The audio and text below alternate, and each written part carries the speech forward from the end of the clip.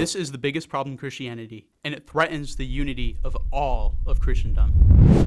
The evangelical movement has been one of the most profound and impactful things to happen to Christianity since its very conception. Evangelicalism has advocated for the destruction of institutional Christianity, taking down the institutions, taking down the liturgy, taking down the sacraments. All of these things which seem so fundamentally opposed to not only Catholicism and Orthodoxy, but traditional Protestantism. And so today I'm here with Redeemed Zoomer, aka Richard, and he was advocated for a really interesting idea that we distinguish between evangelicalism and Protestantism.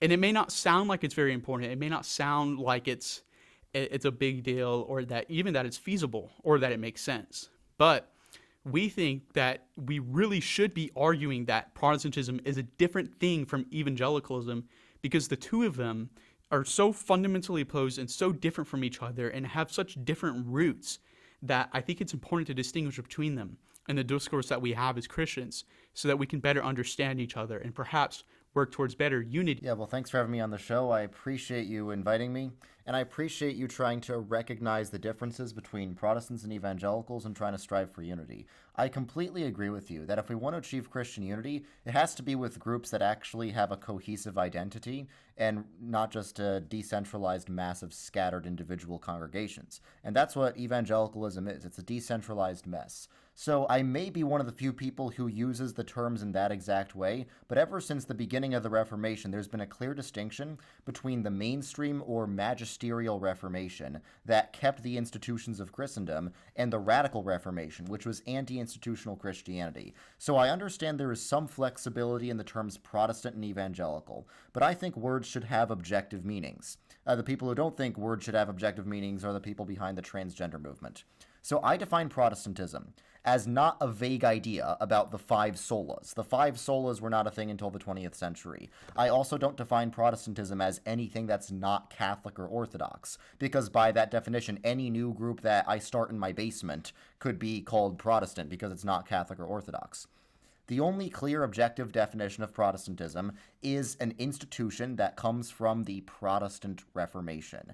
And I use evangelicalism as a catch-all term for anti-institutional Christianity, whether that be non-denominationalism or various charismatic sects, or various forms of the Baptist Church that are not part of any historic denomination. So most of what gets branded as Protestantism on the internet is actually evangelicalism. I am not evangelical. I am a mainline Protestant. I'm part of the Presbyterian Church USA. The Presbyterian Church is an institution that comes directly out of the Reformation. This is important for us Catholics as well, because most of my audience is Catholic, and many of the people who are watching this are also Catholic.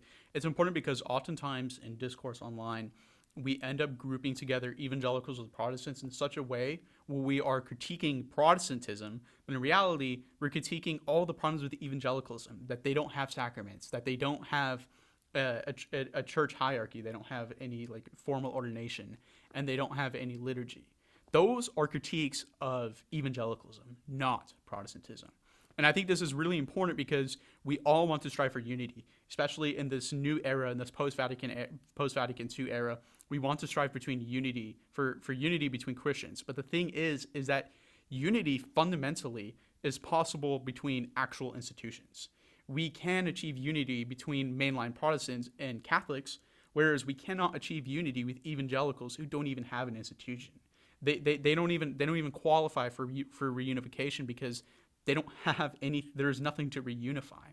But if we start to understand that there is evangelicals and there's Protestants, I think that'll go a long way in helping us to understand what the real differences are and the real steps that need to be taken between unification between Catholics and Protestants. I totally agree that if you want to have any dialogue between Catholics and Protestants, you can't be comparing apples and oranges. You can't have dialogue between the institution of Catholicism and the scattered mess of evangelicals.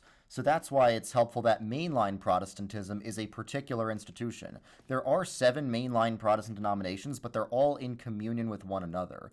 Evangelical Protestants fantasize about a united Protestant church, but mainline Protestantism has already achieved that. The Episcopalians, the United Methodists, the Evangelical Lutherans, evangelical in this context doesn't mean what it means in the American context, by the way, the Reformed Church in America, the Presbyterian Church USA, the American Baptist Churches USA, and the United Church of Christ, all 7 mainline Protestant denominations are in full communion with one another, and they're doing a lot of ecumenical dialogue with the Catholics and Orthodox churches. So if Protestantism wants to be united to the rest of Christendom, the only vehicle through which that can happen, the only conduit through that, is the mainline Protestant churches. And you're absolutely right that most critiques I see Catholics make of Protestantism does not apply to mainline Protestants. All the mainline Protestant traditions believe that baptism saves, and that we really receive Jesus in the Eucharist, and that liturgy matters, and that a valid minister must have apostolic succession. There are differences between Protestants and Catholics still. Like, we still don't venerate saints or venerate icons.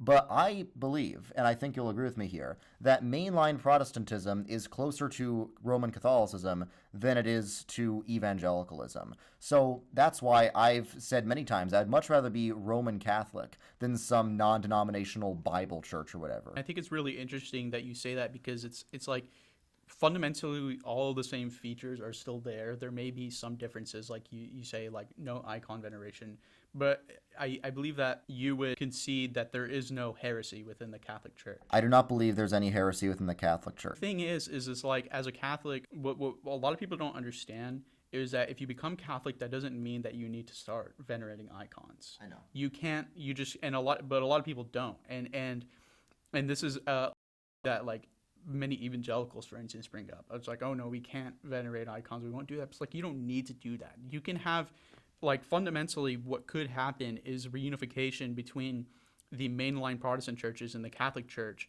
where they have their own rites that are established. And perhaps icon veneration may not be a tradition within there.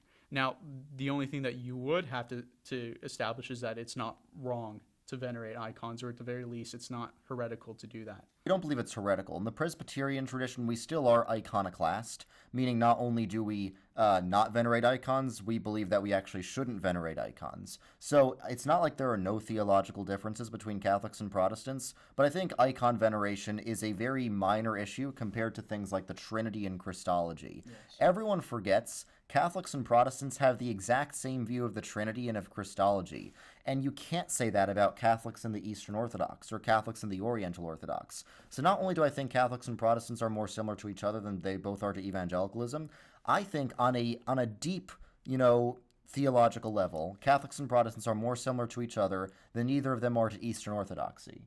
Yeah, I think that there are many ways in which that's true. Yeah, like, I think on the surface level, Catholicism and Orthodoxy are a lot more similar, like, structurally and aesthetically. And that's why in modern trad internet Christianity, there's this imaginary denomination known as, like, Catholidoxy, where it's just generic trad apostolic Christianity. I really appreciate people like Jay Dyer pointing out how that's nonsense, how the fundamental, theology of God and of the Trinity is very different in the West and the East. It is not different between the two Western churches, Catholics and Protestants. And although we disagree on icon veneration and the microscopic nuances of justification, everyone forgets that the official Catholic and Protestant views of salvation justification are so similar that Pope Francis himself thinks they're the same. I mean, may he rest in peace, but he did say that Martin Luther was right about justification and that the Catholics and Protestants have come to an agreement. Yeah. I might slightly disagree with that, but I think it's similar enough that neither side should consider the other's view of justification heresy. Yeah, I think it's a big deal, because Catholics will oftentimes get into polemics with Protestants about justification, justified by faith and works, and things of this nature. And I think that there's so much confusion which has been wrought in this field because of evangelicalism and the strange views of justification that they have, when in reality, look at the main lines. You look at the meeting that happened between Catholics and Lutherans in 1999, for instance. Now, there may be still some differences between our justification, but I think overall we can agree for the most part on overall how justification works and all of these high and important doctrines. And it's really only some small things and maybe a couple big things that divide between Protestants, real Protestants, and Catholics. But the thing is that when we consider evangelicals to also be in that circle of Protestants, that division is just so much greater. And it would seem impossible for us to achieve any sort of unity. And this is why I think that we need to distinguish between what evangelicals are and Protestants. And if you wouldn't mind discussing a little bit more the origins of evangelicalism. Absolutely. So a lot of people think that modern evangelicalism with these mega churches and strip mall concerts and TED Talks are like a natural outgrowth of Protestantism. That's not exactly true. It's more like Protestantism and evangelicalism have been parallel tracks ever since the Reformation. Evangelicalism has gone under many different names because evangelicalism has never had institutions. So it's more like disparate groups of people adopting the same ideas and loosely building off of each other, whereas Protestantism has been a bunch of the same institutions ever since the Reformation. So during the Reformation, the Protestants were not the only ones who were frustrated with the Roman Catholic Church, and every modern Catholic scholar will admit there was a lot of corruption in the Catholic Church at the time. Doesn't mean Catholicism is false on its own. It does mean a lot of people would have a grudge against the Catholic Church. It does mean a lot of people would have motive to resist the Catholic Church. So the Protestant mindset was a restored Catholic Church. Not one of the reformers wanted to leave the Catholic Church. All of the reformers were excommunicated by the Catholic Church, either individually, like with Martin Luther, or just an automatic excommunication by earlier councils, like the Council of Constance 100 years prior, which had excommunicated all the proto-Protestant Hussites and Lollards. So none of the reformers wanted to leave the Catholic Church, and their end goal, the end goal of the mainstream magisterial Reformation, was a reformed Catholic Church that is still just as institutional, that has just as much church authority, just with some of the errors and corruptions fixed. And different Protestant groups had slightly different views of what needs to be fixed in the Catholic Church, but they all fundamentally agreed that we're not trying to split from Catholicism, we're trying to reform Catholicism. Now, the Reformation didn't entirely work. The reformers all got kicked out of the church. They all got excommunicated. And the Council of Trent excommunicated anyone who holds to lots of Protestant views, not just on justification, but on other things like penance and some other views of councils and stuff. So that didn't work. So once the Protestants were excommunicated, certain local authorities and institutions sided with the excommunicated reformers over the Catholics, and that's how we got, different institutional churches in the West. You had some countries that were institutionally Catholic, like, Italy and France, and some countries that were institutionally Protestant, like Sweden, Germany, the Netherlands, and England, and Scotland. So the mainline Protestant churches are the ones that are from those institutional, in many cases, national Protestant churches. At the same time as the Reformation, there was another group, sometimes called the Radical Reformation, sometimes called the Anabaptists, and their goal was not to restore the Catholic Church, but to leave it voluntarily. They were not against Catholic corruptions. They were against institutional Christianity full stop. And they believed that the Catholic Church had just completely apostatized from the very beginning. You'll hear a lot of modern Baptists, not all Baptists, but the majority of modern Baptists tend to have this mindset that, Constantine invented the Catholic Church and the whole Catholic Church has been apostate ever since then. A lot of Baptists have held to this trail of blood theory where there's been like a secret underground Baptist church paralleling the Catholic Church ever since the time of the apostles, ever since the time of John the Baptist. And prominent Reformed Baptists like Charles Spurgeon have held this view. That's why I say Reformed Baptists are not Reformed. There are some Baptists who are part of the Protestant magisterial Reformation, not this Radical Reformation, but most of you guys who are Baptist are probably from the Radical Reformation. Baptists are weird because they're a group of many different churches that come from completely different streams that have just adopted the same label of Baptist, but they're not from the same thing necessarily. But the point is that the vast majority of modern evangelicals today have the same mindset as the Anabaptists. They're not trying to restore institutional Christianity. They're against institutional Christianity. They're trying to split from institutional Christianity. They think institutional Christianity is unnecessary at best and a hindrance to the gospel at worst. So most evangelicals are not direct descendants of the Anabaptists. The direct descendants of the Anabaptists would be like the Amish and the Mennonites, but they have the same idea of the church that the Anabaptists did. That's the big thing. Gavin Ortland has pointed out that they're not direct descendants. I understand, but because evangelicals don't have institutions, they wouldn't be. Instead, it's the same ideas that keep propping up. And you did see the same ideas propping up again and again in church history. All of Protestant history has been a non-stop struggle between mainline Protestants who want to preserve the institutions and evangelicals or Anabaptists or whatever you want to call them, who are anti-institutional. So in the 1500s, it was the Anabaptists. In the 1600s, with the English Reformation, there were a lot of different parties with conflicting views, and there were some radical separatists, radical Puritans. Not all the Puritans, but some radical Puritans and separatists who just wanted to completely separate from the institutional church. And the Presbyterians write a lot of harsh writings against them. One of my favorite is Robert Bailey's treatise against the separatists, where he says that even if the church falls into heresy, you should not separate from it. And that's why I think a lot of these schismatic Protestant denominations like the PCA or the ACNA, they've really lost the Protestant identity of being loyal to the institutions. Once you sacrifice institutional loyalty and commit voluntary schism from the church, you've adopted more of an Anabaptist mindset of the church than a historical Protestant one. The historical Protestant mindset is we're trying to restore the institutional church, therefore we don't leave it unless we are forcibly kicked out. And none of the conservatives were ever forcibly kicked out of these liberalized mainline Protestant denominations. They left voluntarily. That's why I'm a loyal mainline Protestant. Then in the 1700s, you get another iteration of this idea with the Great Awakenings.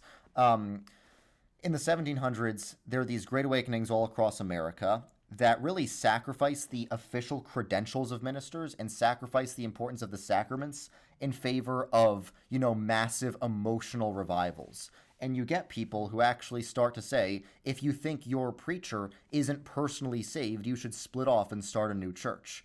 Now, the New Light revivalists, the people who supported the First Great Awakening, were not nearly as extreme as the Anabaptists. But some of their ideas led to similar Anabaptist ideas later on, because in the Second Great Awakening, it was a lot more extreme. In the Second Great Awakening is when most modern evangelical American groups actually started, building on the revivalism of the First Great Awakening and the ecclesiology of the Anabaptists. During the Second Great Awakening, you get Mormons, you get Jehovah's Witnesses, you get Seventh-day Adventists, you get the Church of Christ and the other restorationists who try to completely rebuild Christianity from scratch. The Second Great Awakening was really a massive rebellion in America against the established Church of America, which was the mainline Protestant churches. And then you get Pentecostalism, which is descended from the Second Great Awakening groups, and then non-denominationalism, which is also descended from those Restorationists and Second Great Awakening groups. So the reason I say non-denominationals aren't Protestant is because they're not from the Reformation. They're from the Second Great Awakening, which was a conscious, intentional schism from the established Christianity of America, which was mainline Protestantism. Does that answer your question? Yes. And I think like what you're saying is really important. We need to consider that because there is a fundamental difference between the way that evangelicalism, as we're coining it, it's an umbrella term, and Protestantism functions, because Protestantism is ecclesial. You have ecclesial structures. It is pro-institution, whereas you have these anti-institution people who have propped up under the shadow of Protestantism, because they have derived, many of the modern ones have derived from Protestant churches. They have left them and then chosen to instead have these non-institutional little churches that they established where they just have like a preacher and a community. Yes. But fundamentally there is no ordination, there is no structure. And you see this when people will argue about these things. Oh, there should be no church structure, priests are unbiblical, things of that nature, saying that there should be no more institution. It should just be you have your Bible, maybe your pastor and your community, and that's it. These people who don't want institutions are fundamentally different. And I think that is so significant of a difference that it very much warrants a distinction in terminology between them. We cannot continue to call these people Protestants because they aren't.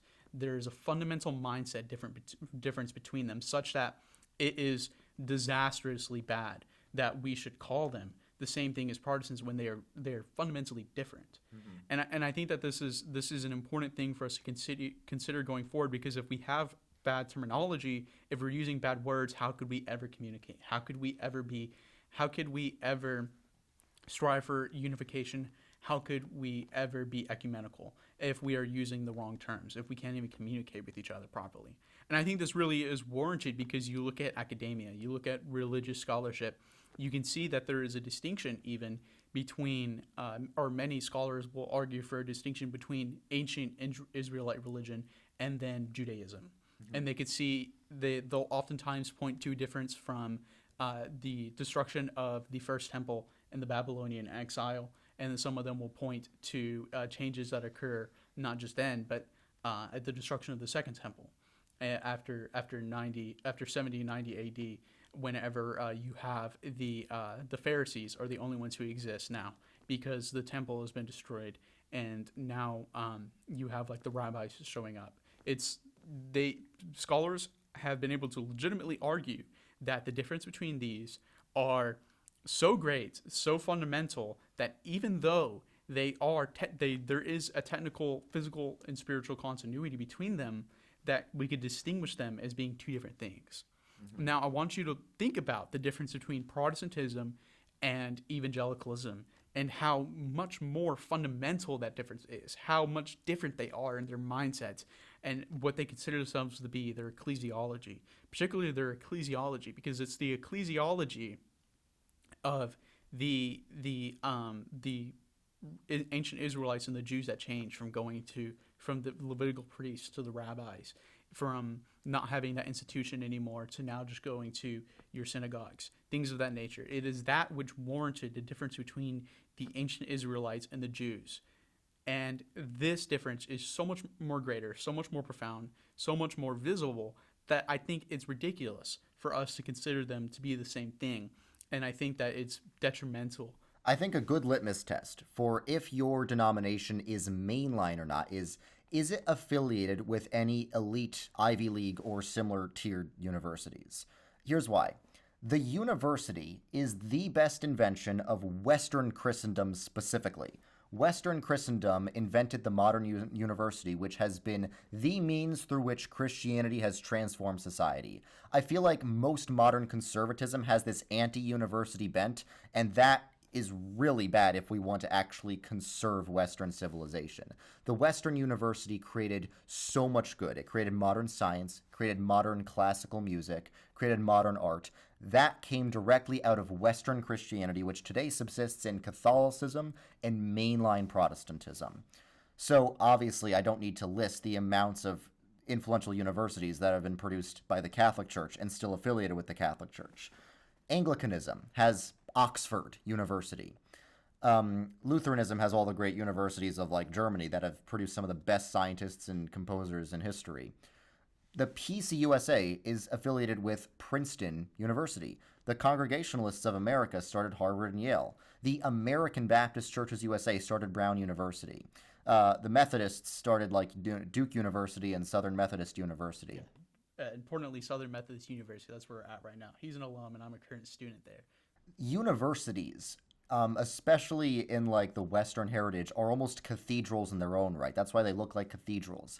They are ways in which God's kingdom has transformed the world, and even though there are secular universities, the concept of what a university came out of Christendom. There is something sacred about a university, and I think the Calvinist tradition in particular recognizes that. Now, evangelicalism, the best they produce is like Bible colleges that are not meant to be centers of high learning. They are meant to be places to hide from the world. The only good thing about a Bible college is maybe getting a ring by spring. That's basically the only use, but it's expensive. Evangelicals do not start top universities. And schismatic Protestant denominations that are technically Protestant in their heritage, like the PCA or the ACNA or the Global Methodist Church, they still do not start these major universities. They might have loose affiliations with some theology schools, fundamentalist theology schools, but that's about it. They don't produce brain surgeons. They don't produce rocket scientists. They don't produce people that do communion on the moon. And by the way, the Presbyterian Church USA is the one denomination to do communion on the moon. Buzz Aldrin was an ordained presbyter in the Presbyterian Church USA. But yeah, that is the common Western heritage shared by Catholics and mainline Protestants. That's why I've said many times if I weren't a mainline Protestant, I'd be Roman Catholic, because that Western heritage is indispensable. Yeah, and I think that what you're saying is important to consider, because it is just one of the many ways in which we can see the fundamental difference between Protestantism and evangelicalism, and then how you see a similarity between Protestantism and Catholicism in that sort of that intellectual tradition of the West, whereas you don't see that. You see an intentional departure from that. You cannot compare Oxford University to the Bible College down the street. They'll try, trust me.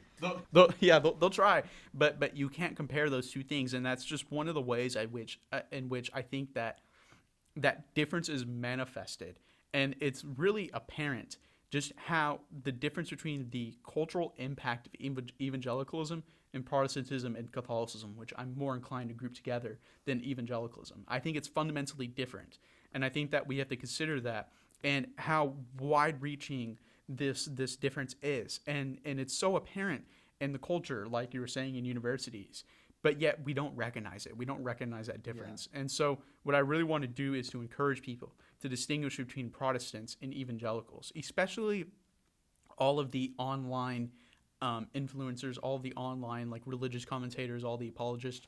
I encourage you all to engage in this discussion and to consider whether we should still be grouping evangelicalism and Protestantism, or if we should consider it to be something different. I think you should really think about that. Right. And by the way, don't just take my word for it. You can actually go to the sources yourself very easily. Me saying baptism saves and we receive Jesus in communion, Catholic commentators on YouTube are just like, oh, Redeem Zoomer's just trying to simp for Catholics and be as Catholic as possible. No, I am echoing what the Protestant confessions written during the Reformation actually say. If for Presbyterians, read the Scots Confession from 1560. For Lutherans, read the Augsburg Confession. For Anglicans, read the 39 Articles. All of them confess these things, like baptism saves and we really receive Jesus in the Eucharist. They all teach that, so it's not just things I'm making up. You can look for yourself. You can look for yourself at the confessions of, Presbyterians, Lutherans, Anglicans, Methodists, whatever, and then compare that to, like, the statement of faith on Pastor Bob's Evangelical Church. I mean, you go to Pastor Bob's Bible Church, right? No. Yes, you do. Pastor Bob is the Bishop of Rome now. His name's Bob. Oh yeah, that's so true. That's right. Yeah, so I know you go to Pastor Bob's church. I'm just making a joke.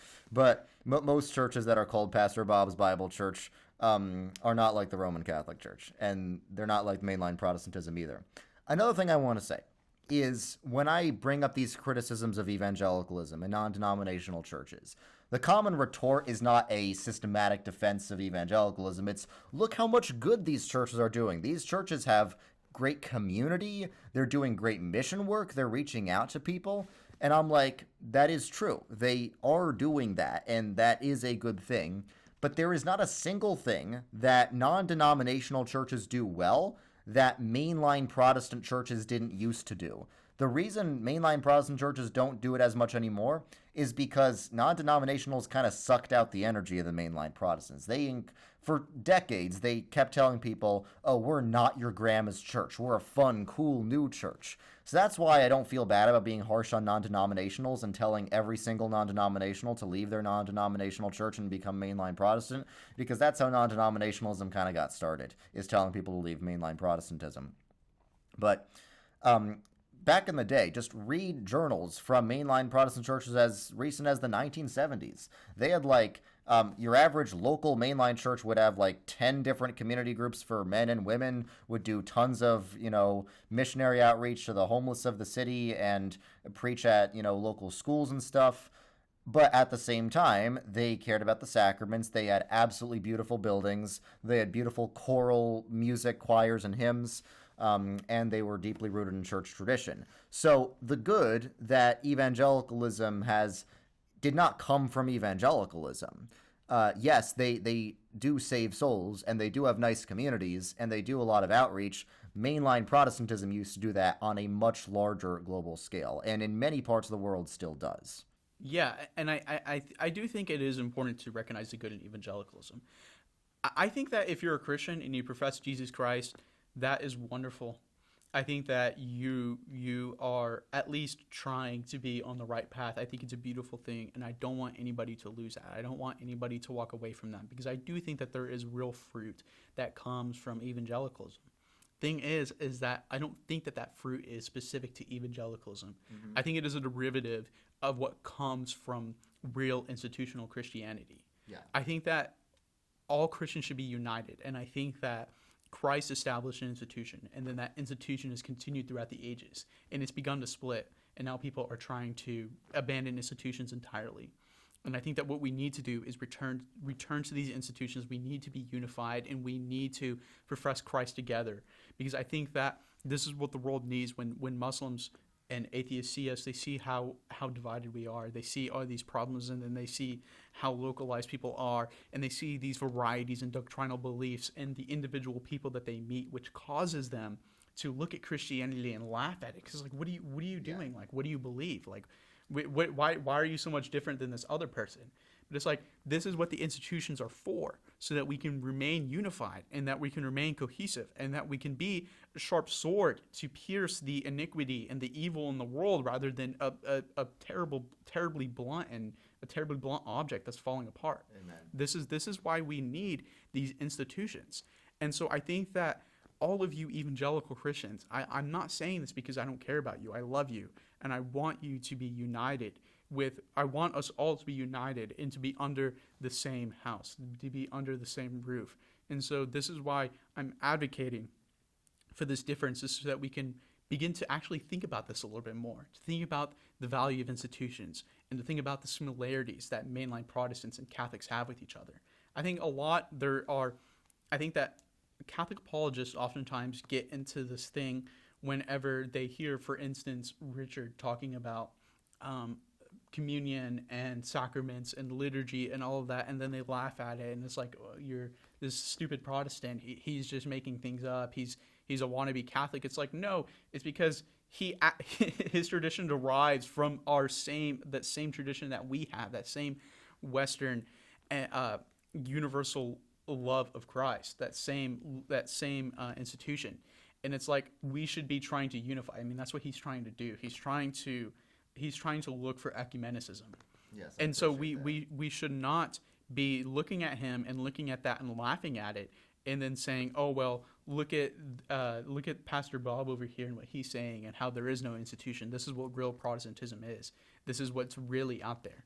Now, I think that we can agree that, yes, evangelicalism is spreading, especially in the United States. It is non-denominationalism is the biggest form of Christianity in the United States. I believe it is. I think Catholicism is the biggest, but non-denominationalism is the fastest growing, yes, for sure. Mm-hmm. It still is a problem, and it's a growing problem. And I think that if we fall into this mindset of evangelicalism, of no institutions, Christianity will never be united. There will be no possibility of a united Christendom. And so I think that we need to separate ourselves from that idea, and and in doing so, understand the real similarities that we have in institutional Christianity, and we need to strive for that and recognize that, rather than continuing to group Protestants with evangelicals who just have fundamentally different beliefs. Mm-hmm. We need to stop identifying them together, and we need to think about them separately so that we can actually be more productive. And that's what I have to say to all of the Catholics. Yeah. I also want to say, I know evangelicals think about everything through a soteriological lens, the lens of salvation. So when I critique their churches harshly, which I do, they'll say, oh, are you saying we're not saved? Because that's all they really think about is, how do I get to heaven? And that's not what Christianity is about. So to put it simply, yeah, I think evangelicals are saved, but I also think there's way more to Christianity than getting saved. Most evangelicals admit to me, the only purpose of Christianity is getting people saved. And if that was the only purpose, then evangelicalism often does succeed at that, at least in the short term. I don't think it succeeds in the long term. I'll explain why. Because the purpose of Christianity is not just getting people into heaven, but making heaven transform the earth. And evangelicalism doesn't do that. They don't start major universities. They don't start hospitals. They don't actually improve the culture and bless the world the way traditional Western Christianity has done. So that's why on an individual basis, evangelicalism can get people into heaven, but it does not actually transform the world for Christ the way traditional Western Christianity, both Catholicism and Protestantism, has done. And if individuals are getting saved, but the culture is going downhill, long term that will lead to fewer individuals being saved. So evangelicalism will give a short burst. That's what the revivals of the Great Awakenings always did. It was always a short burst of people getting saved. Oftentimes the conversions weren't even genuine, followed by the institutional church being weaker than it had been before. So I think even if in the short term evangelicalism gets souls saved, I think at the long term it's actually detrimental to Christianity overall, And that includes how many individuals are also saved. So that's why, yes, on an individual basis, evangelicals can be saved. But Jesus prayed for us to be one. And the image of the kingdom of God in the Old Testament is not just a bunch of individual believers doing their own thing. It's an organized kingdom with an organized army. That is the vision of the kingdom. It's a basic principle of life that we are stronger together. It's almost cliche, but like it's common sense. Christians are stronger if they work together, and working together requires being organized, and evangelicalism is anything but organized. Capable of making institutions. That's why we're capable of making universities. Yeah. What happens whenever you get an evangelical congregation which begins to prosper is they'll build another building. They'll establish another church. Spread themselves, and that's very unbiblical. St. Paul said, I will not preach the gospel where others have preached, lest I build on another man's foundation. But I think evangelicals are sinful when they go to a city that's full of churches. Many of those churches are like historic churches that are declining, but then they just decide to start a new church instead of actually trying to work to revive those old churches. That is sin. That is caring more about making a name for yourself rather than trying to help the kingdom of God be more healthy and unified. No, I think it's a real problem. Like, for instance, down the street from us is a Watermark Church. And it's like, dude, I've been there and I've walked around in that church. I did not see a single cross. There is no cross. You see the Watermark symbol. It's like Whataburger. It's like they're spreading their churches like this, they spread their name. They spread the logo of my church. And it's oh yes, join the Watermark community and be a part of that. And it's not. There is no Watermark community. It's the community of Christ.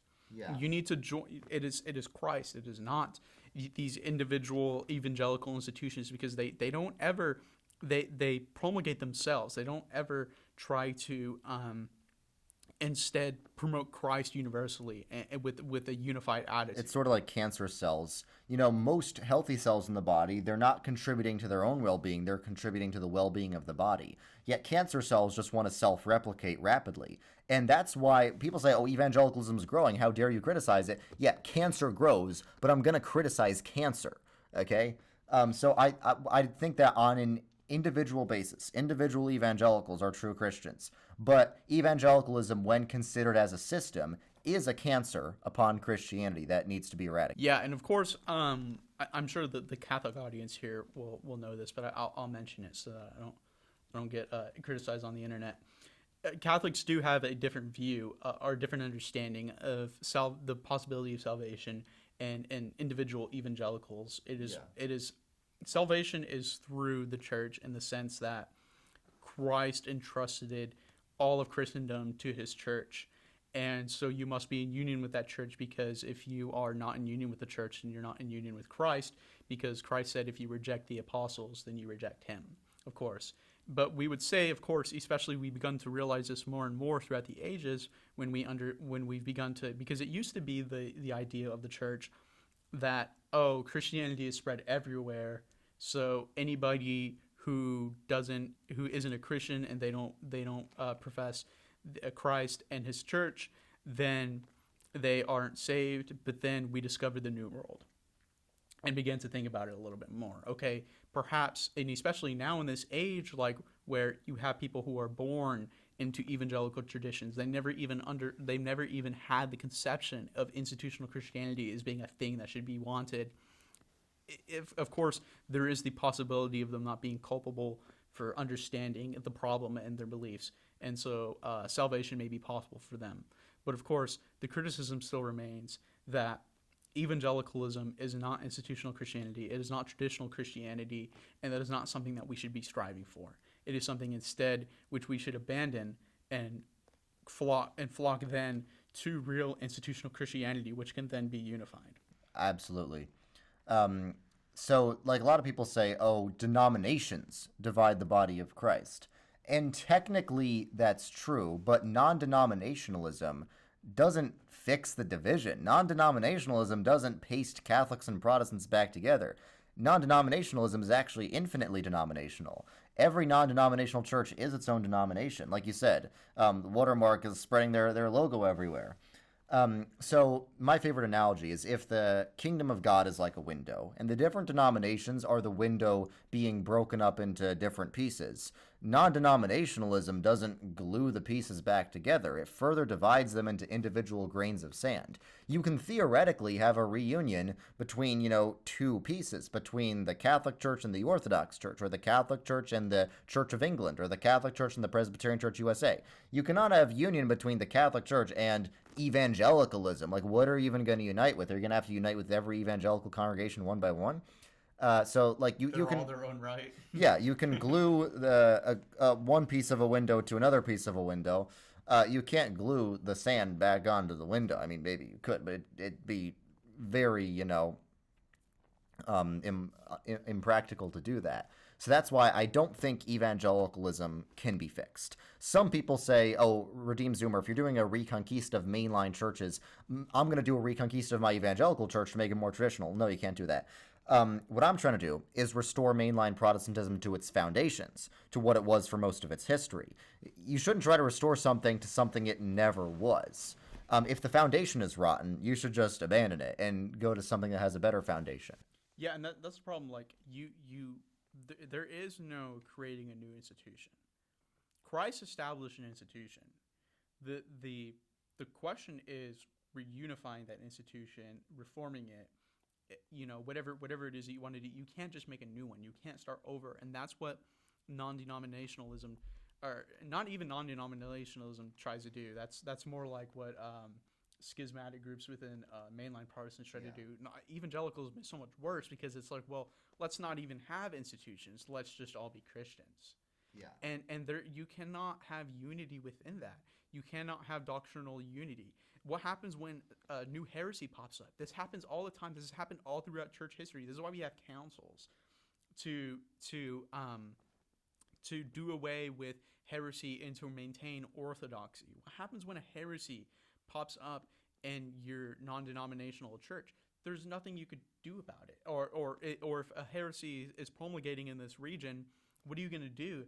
Have a council between every individual Pastor Bob all throughout the nation, all throughout the world? That's impossible. Yeah. I mean, the Orthodox can't even do this with all of their various churches. Why would you think that this would be possible to have you? Yeah.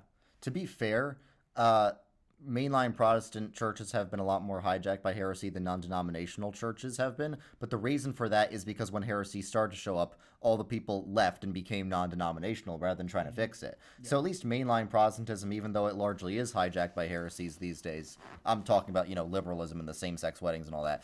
I think that the heresy is so much worse than non-denominationalism, though. That's true. It's like honestly, I would rather go to a church with like a female pastor that's gay affirming that believes in the sacraments than a non-denominational church that's conservative, which really means they probably worship Trump but they don't care about the sacraments.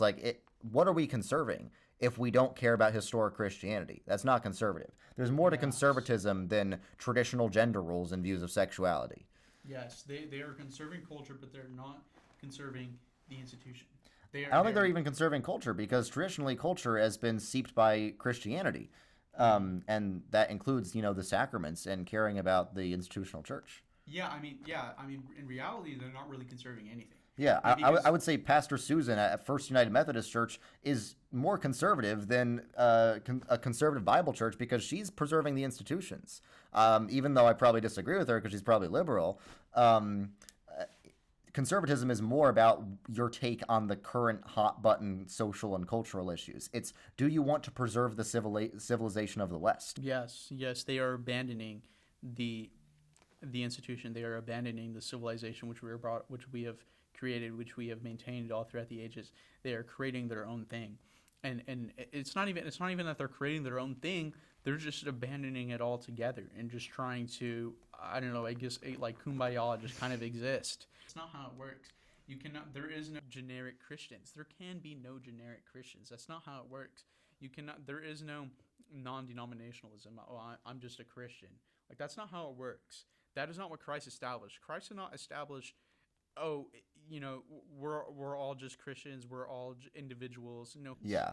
The true unity perfect unity would not be non-denominationalism. It'd be monodenominationalism. Christianity has not been institutionally united since the Council of Constantinople. Every modern denomination is somewhat of an offshoot from somewhat of a branch from the Council of Constantinople.